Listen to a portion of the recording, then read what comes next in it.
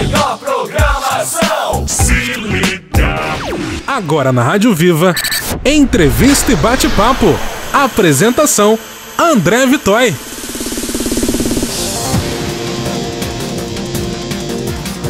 Agora são 12:02. Muito boa tarde para você, seja muito bem-vindo a mais um programa de entrevistas e bate-papo aqui na radioviva.net.br. Hoje, sábado, dia 21 de julho de 2018, esse sabadão abençoado, mais um dia que nos prepara o Senhor e por isso estamos alegres. Hoje eu vou conversar com o doutor Francisco Tenório, membro da Catedral Presbiteriana do Rio de Janeiro, autor do livro Direito das Igrejas, e também o Dr. Carlos Magalhães, ele que é membro da Igreja Presbiteriana de São Cristóvão, no Rio de Janeiro, e também produtor e diretor do programa O Povo da Justiça e também Homofobia. Olha, fique conectado com a gente, divulgue para os seus amigos, para os seus vizinhos, convide-os para participar, estar conectado com a gente. Nós vamos a um rápido intervalo e daqui a pouco eu volto, logo após o intervalo, para esta entrevista que com certeza vai ficar marcada na sua vida e vai trazer muito conhecimento e esclarecimento para você. Dentre os temas relevantes que nós estaremos discutindo no programa de hoje, nós vamos falar sobre o projeto de lei de autoria intelectual do Dr. Tenório, que inclui a disciplina de ética e cidadania a ser lecionado por um advogado nas escolas do ensino médio. Vamos estar conversando também um pouco sobre o livro Direito das Igrejas. É importante você entender e conhecer esta obra de autoria do nosso amigo Tenório, e também você vai ficar já um pouquinho por dentro do que vai acontecer nas programações aqui na Rádio Viva, dentre eles o programa O Povo da Justiça e Cristofobia. Você vai ficar informado de tudo aqui no programa de hoje. Então não saia daí, eu vou um rápido intervalo e a gente volta com a nossa entrevista de hoje. Rádio Viva, o melhor de Deus para você. Você sabia que você pode ouvir nossa web rádio também em sua caminhada, no ônibus ou até em seu carro? Basta baixar e instalar o aplicativo Radiosnet em seu celular ou tablet. É de graça! O Radiosnet é o mais leve e rápido aplicativo para se ouvir rádios online e está disponível para Android e iOS no site radiosnet.com. Melhor programação. Se liga. Infelizmente, ainda vivemos a ditadura da beleza. Mulheres, para serem consideradas bonitas, precisam ser magras, ter um corpo sarado e cabelos lisos. Aquelas que não se encaixam no padrão estabelecido, muitas vezes se sentem mal, deprimidas e inseguras. Muitas delas chegam ao ponto de enfrentarem doenças sérias como bulimia e anorexia. Vamos dar um basta na ditadura da beleza. Todas as mulheres são bonitas ao seu modo. Beleza é diversidade. Você sabe o que é medula óssea? É um tecido líquido que preenche o interior dos ossos. Nela são produzidos os componentes do sangue, as hemácias, os leucócitos e as plaquetas. Milhares de pessoas estão na fila de espera aguardando por um transplante deste tipo. E existe uma grande dificuldade em encontrar doadores compatíveis. Se você tem entre 18 e 55 anos, pode se tornar um doador. Para se cadastrar, basta comparecer ao hemocentro da sua cidade, coletar uma amostra de sangue e aguardar. Se houver compatibilidade, você será avisado. Seja a esperança de alguém. Rádio Viva. Segundo os dados do Ministério da Saúde, aproximadamente 64% da população brasileira é obesa e o sedentarismo é o grande adversário da corrida contra a balança. Ficar parado, sem se exercitar, provoca lentidão no metabolismo, resultando em acúmulo de gordura corporal e perda de massa muscular. Quem se exercita ganha inúmeros benefícios para uma vida mais saudável, inclusive a redução da incidência de fatores de risco de doenças cardiovasculares. Pratique esporte e leve uma vida feliz. Viva a vida! Viva feliz! Entrevista e bate-papo. Apresentação, André Vitói.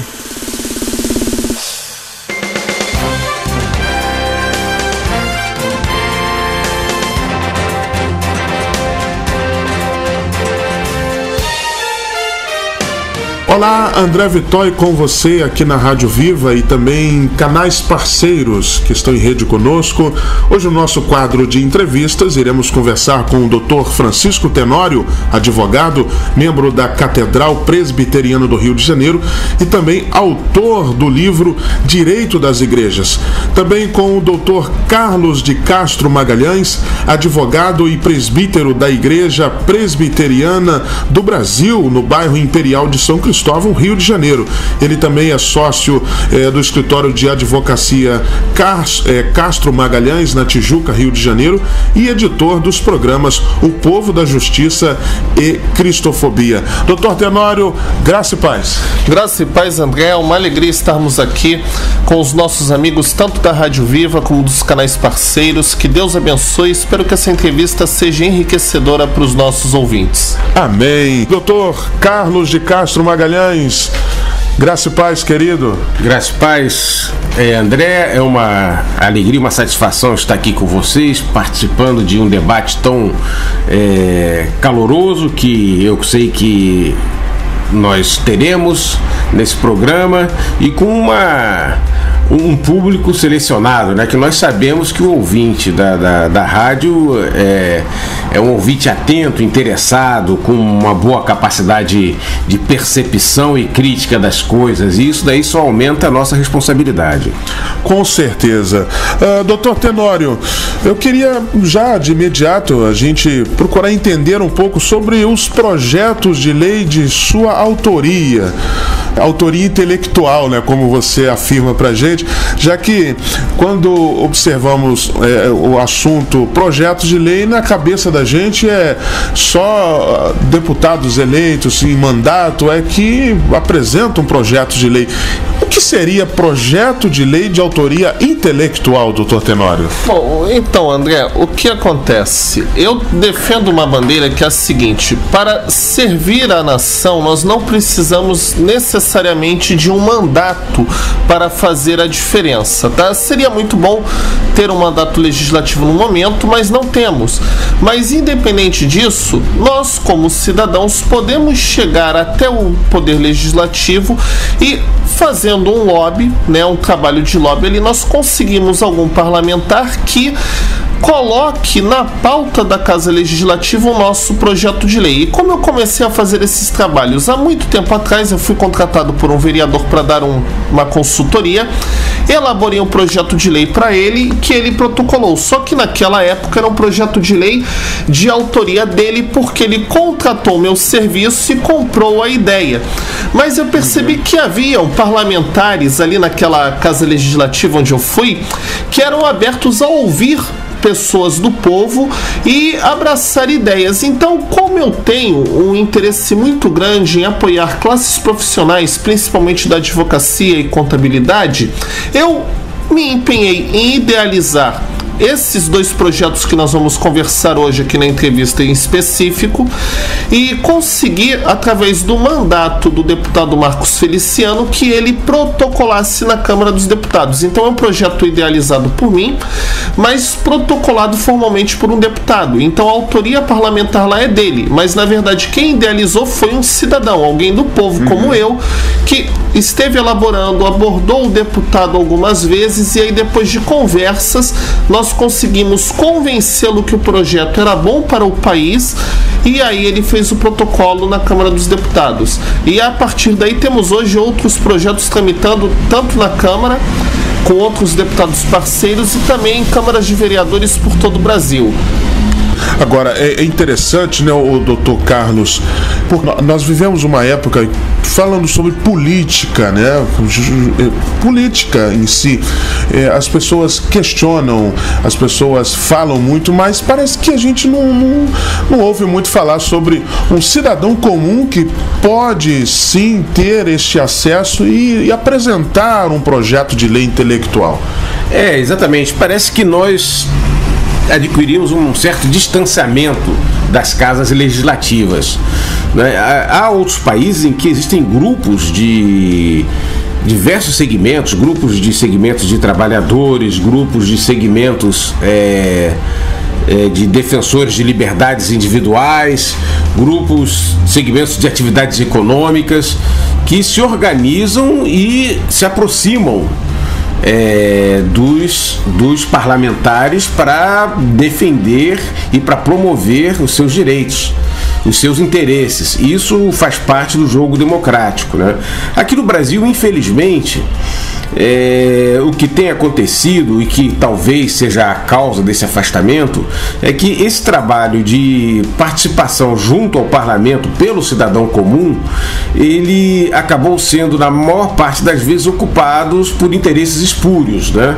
Então nós verificamos que muitos grupos acabam comprando o voto do parlamentar, mas a nossa participação, a participação do Dr. Tenório, quer dizer, eu iria falar que a nossa participação deve ser como a participação do Dr. Tenório é, qual seja, sem nenhum tipo de subterfúgio, até porque eu conheço o Dr. Tenório, não teria como haver isso, se aproximar dos parlamentares e junto a eles levar essas ideias que são ideias que ele tirou da vivência dele, da prática de vida dele, e que ele observou que elas teriam uma possibilidade em implementadas gerar um benefício social, né? Então o que ocorre? Deve-se esquecer esse estereótipo de que a gestão de interesses de grupos sociais junto ao parlamento é espúria, porque na verdade não é, e apoiar esses movimentos que combatem a venda de projetos de lei, que combatem a venda de medidas provisórias, né? E que combatem a ação espúria parlamentar. Mas nós temos que saber o seguinte: a Lava Jato está tirando esse pessoal que trabalha de maneira suja junto ao parlamento. Se não houver pessoas como o Dr. Tenório que vão lá e levam de uma maneira às vezes simples, até singela, interesses que eles percebem no dia a dia, o que vai acontecer é aquilo que Jesus disse quanto à casa que ela é liberta de demônios, né? Vão voltar novamente esses demônios, ocupá-los de agora com a experiência de como não ser pego por uma lava-jato. Sim, sim.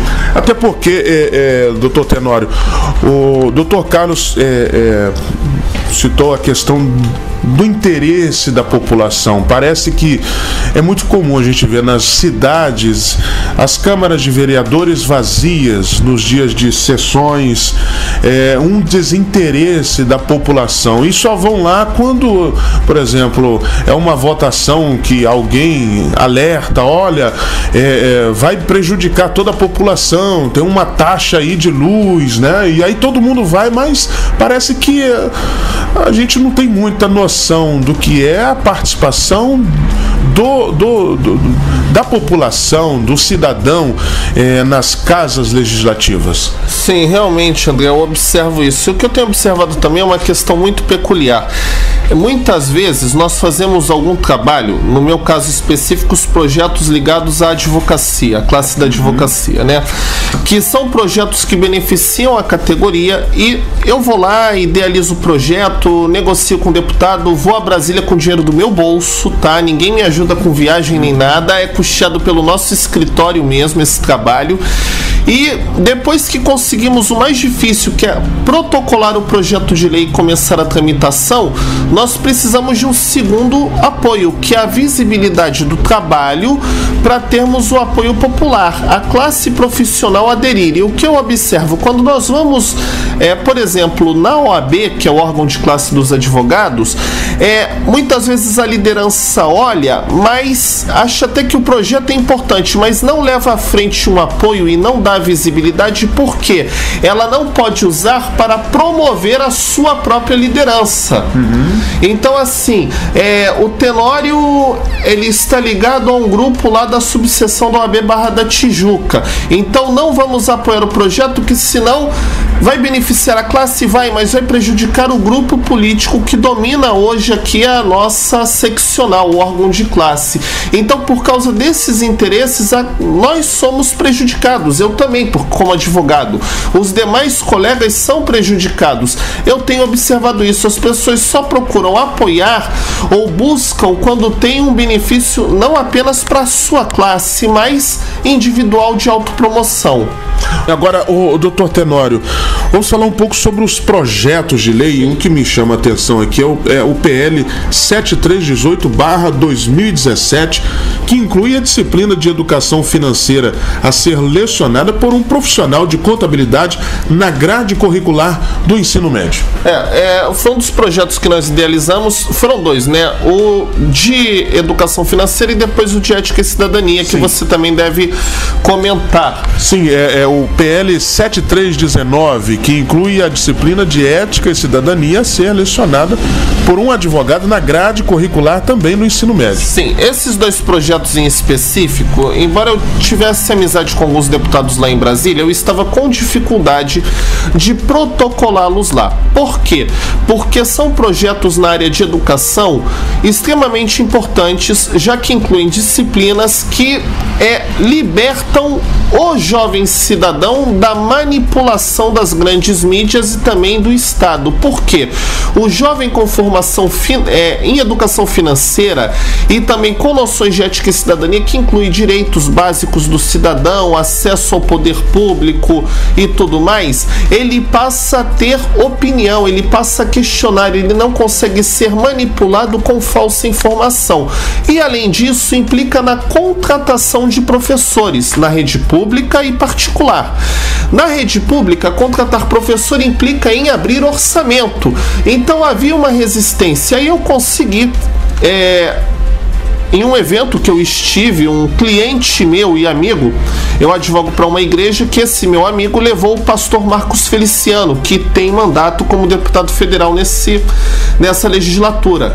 E aí o meu amigo me ajudou a fazer um lobby ali junto ao deputado Marcos e nós conseguimos que ele protocolasse. Então, o projeto é da minha autoria intelectual, mas para poder fazer com que chegasse no Congresso, eu acabei promovendo o nome do deputado Marcos, porque ele tem autoria como parlamentar. Eu guardo a autoria intelectual porque eu tenho os e-mails dele, todos os registros de contato, tudo direitinho, provando que foi eu que fiz a entrega.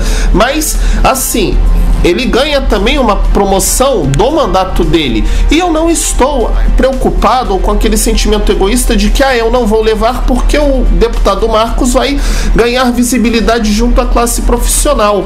Eu tenho que pensar no bem da coletividade. Eu tenho certeza que quando eu faço o trabalho corretamente, ainda que a autoria lá no Congresso fique em nome de um outro parlamentar, mas eu tenho certeza que Deus, ele é justo e ele vai nos retribuir.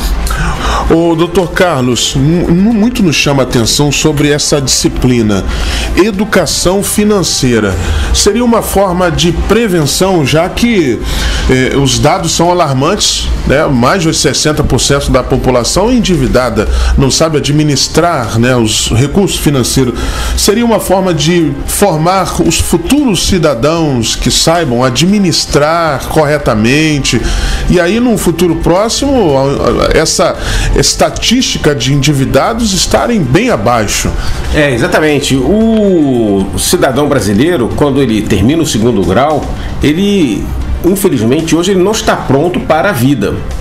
E estar pronto para a vida é entender como funciona a economia, inclusive com conceitos básicos já incorporados às suas atividades do dia a dia, de moeda, o que é uma moeda, o que ela significa. Ela significa um valor, ela representa um percentual do produto interno bruto,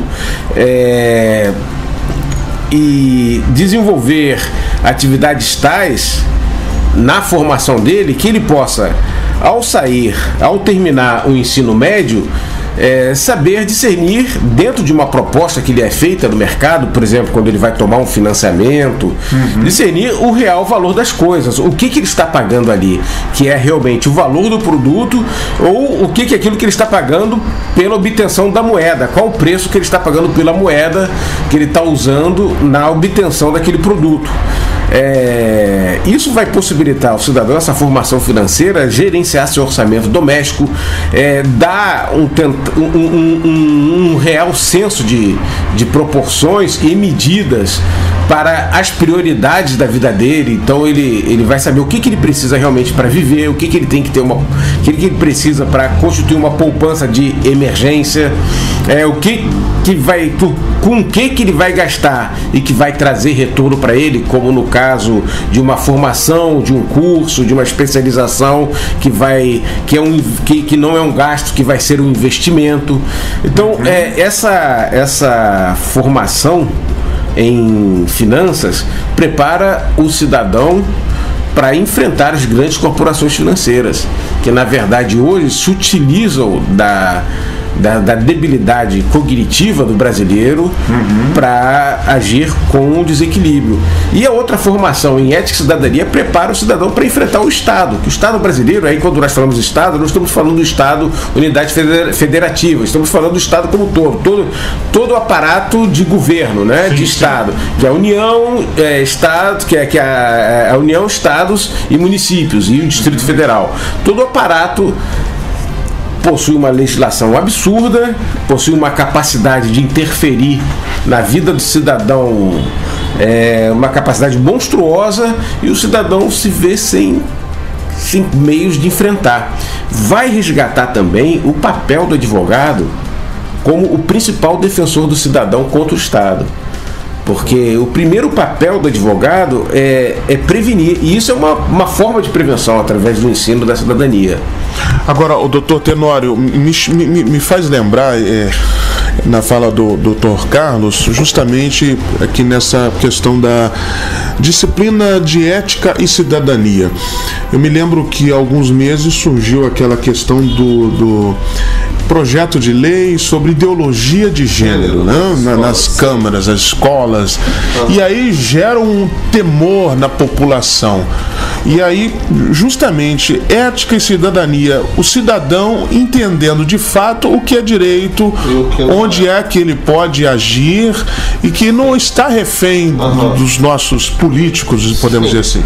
Então, André, eu vou usar um exemplo simples que nós tivemos aí na última eleição, tá?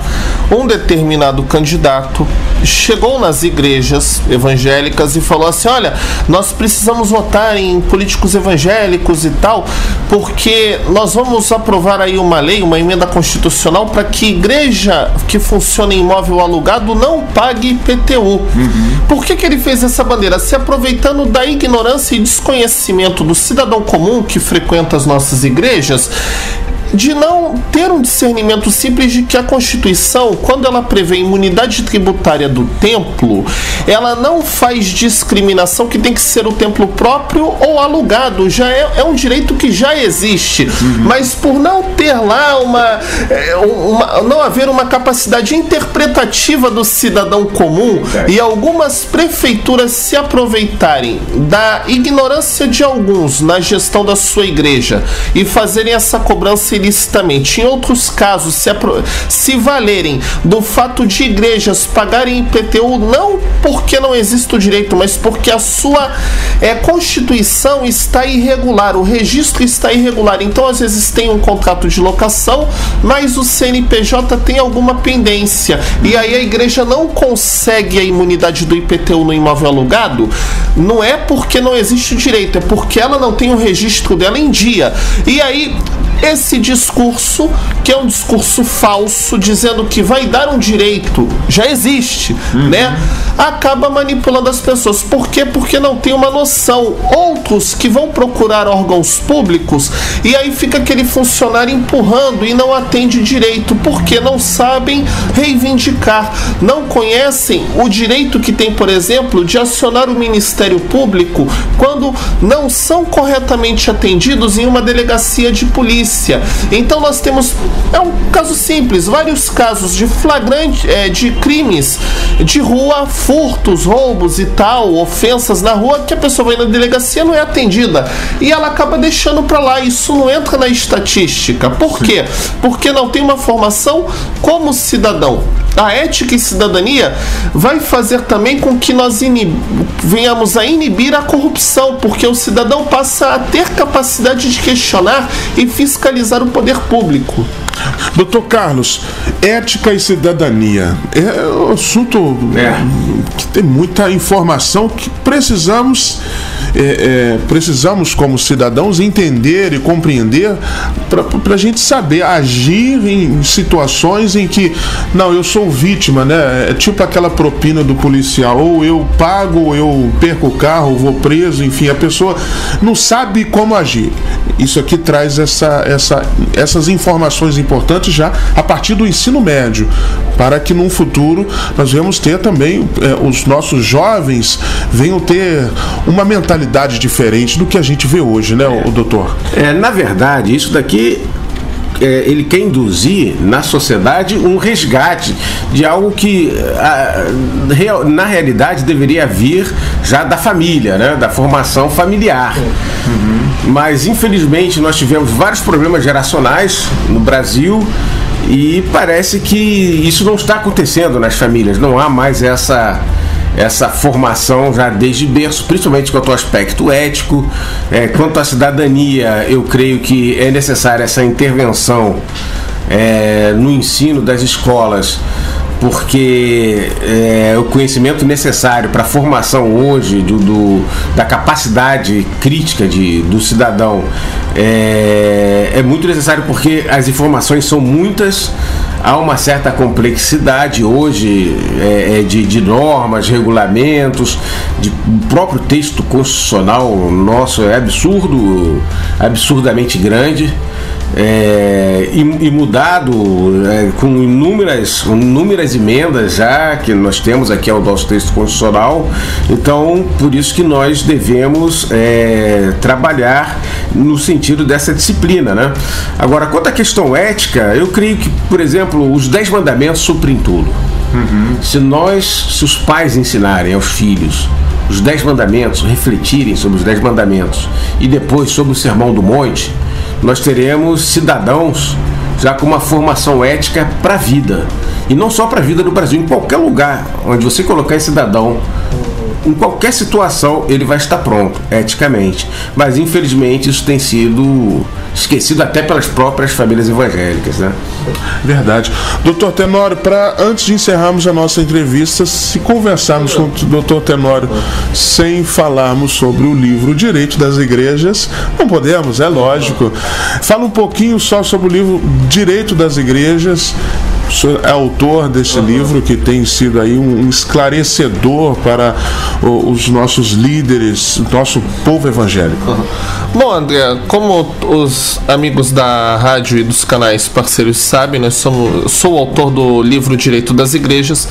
É uma disciplina que nós desenvolvemos já faz algum tempo, quando percebemos um vazio no mercado profissional de profissionais que prestavam serviços para igrejas evangélicas, não só advogados, mas advogados e também contadores, gestores, que tinham um conhecimento, no caso do advogado, jurídico muito bom ou contábil muito bom, mas não sabiam aplicar o seu conhecimento à realidade da igreja evangélica quando prestavam algum serviço. E da mesma forma, o pastor, o gestor de igreja, o líder, membro do conselho, que ele muitas vezes agia de maneira irregular porque ele espiritualizava demais e não tinha uma visão técnica, um pouco de conhecimento sobre as questões legais que envolvem a igreja como instituição.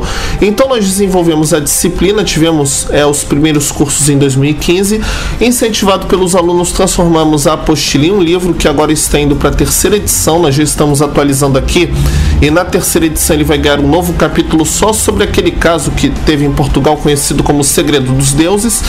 E eu espero que o ouvinte conheça a nossa obra e que ela venha agregar conhecimento. Espero também que esse nosso debate, André, ele avance para uma próxima entrevista sobre o impacto que vai ter na economia se os dois projetos forem à frente, tá bom? Já fica uma dica para o próximo tema de entrevista, né? Com certeza. Doutor Carlos, foi um prazer enorme tê-lo aqui conosco. Nós vamos estar falando também sobre a questão do programa de rádio Cristofobia e também o Povo da Justiça. Só uma palhinhazinha, porque a gente vai estar falando mais para frente na emissora, os ouvintes vão estar tendo mais informações sobre esse projeto.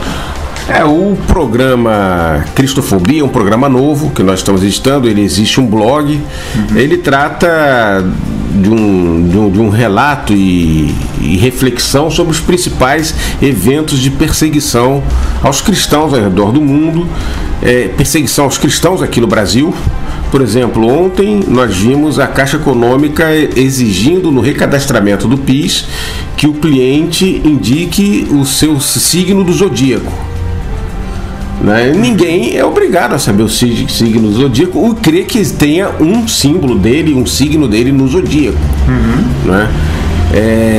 Ou que isso seja algo que tenha validade. Então é um caso aí que eventualmente o cristão pode ficar sem ter acesso a esse serviço, porque não declina, vai dar uma inconsistência de dados lá na Caixa Econômica Federal. Então isso é só um exemplo, vai desde um exemplo singelo como esse até tratamento de questões mais graves de perseguição cristã que nós encontramos ao redor do mundo, em países muçulmanos e em alguns países da Ásia também, que nós vivemos esse fato. Então esse é o Cristofobia. O Povo da Justiça é um programa que vai entrar agora numa segunda fase. Ele funcionou durante muito tempo na Rádio Livre, há alguns anos atrás, e ele procura tratar os dramas de todas as pessoas que tramitam no mundo forense. Qual é a ideia? Nós tratarmos o aspecto humano, as pessoas que sofrem, os advogados que sofrem quando um cliente é despejado ou que sofrem para conseguir eliminar, para que um ancião canceroso consiga uma cirurgia no hospital, ou o juiz que tem que negar essa liminar e o drama que ele enfrenta. Então procura tratar por esse lado. Agora, doutor, deixa pra gente aí um contato, alguém que queira conversar com o senhor, aonde que nós te encontramos? Já que você solicita, por solicitação do nosso entrevistador, eu posso deixar o e-mail aqui do escritório, que é o advogado@castromagalhães, Magalhães sentiu, .adv, que são as 3 primeiras letras de advogado, adv.br. Doutor Tenório, muito obrigado, ficamos felizes com a sua participação na nossa entrevista. Onde lhe encontrar? Sim, foi uma alegria estarmos aqui, André, e agora eu estou com uma nova fanpage, que ela está crescendo rapidamente, graças a Deus. Somos Todos Tenório, a minha hashtag Somos Todos Tenório e a nossa fanpage também no Facebook, Somos Todos Tenório. E o meu WhatsApp, para quem quiser, 21 DDD 981058078, ok? Que Deus abençoe, André, e até a próxima entrevista, se Deus quiser. Obrigado, doutor Tenório, e também ao doutor Carlos por essa entrevista, participação, essa entrevista brilhante. A você que esteve participando, você que esteve ouvindo aí a nossa programação, que Deus te abençoe. A qualquer momento a gente volta, você vai ficar aí por dentro de mais entrevistas no decorrer da nossa programação. Um grande abraço, fiquem com Deus, não se esqueça de acessar o nosso site viva.net.br, também dá uma passadinha na nossa fanpage lá no Facebook, Rádio Viva. Você vai ficar por dentro de tudo que acontece na nossa programação, bem como informações relevantes do nosso mundo evangélico. Que Deus te abençoe, um grande abraço e até lá. Você ouviu na Rádio Viva Entrevista e Bate-Papo com André Vitói.